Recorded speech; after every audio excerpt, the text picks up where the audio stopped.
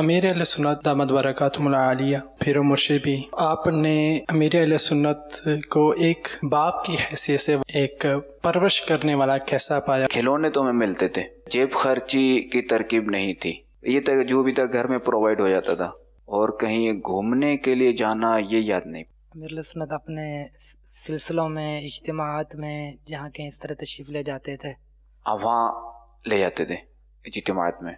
शहज़ादा हजूर की बारगाह में अर्ज़ है कि अमीर अहले सुन्नत ने आपको नमाज के लिए बचपन से ही जगाया करते थे, और ये भी फरमा दीजिए कि रोज़ों का जहन कब और कैसे बना? जब मैं वहाँ होता था किताबघर गुलजार के पीछे मकान था, मेरे सुन्नत वहाँ रहते थे, तो जब मैं वहाँ होता था तो मेरे सुन्नत जो है वो तहज्जुद के लिए जगाते थे। तो ज़रा फजर तो लाजमी हो गई, और दूसरा है कि सर्दियों में जो है वो मैं जो है यूँ मैं सज्जे में जो ना यूँ हाथ रख के आंखों में सो जाता था, फिर उठाते थे, वज़ू करवाते, फिर फजर पढ़वाते थे। रोज़े का भी उसी वक्त से जब 11 साल का था।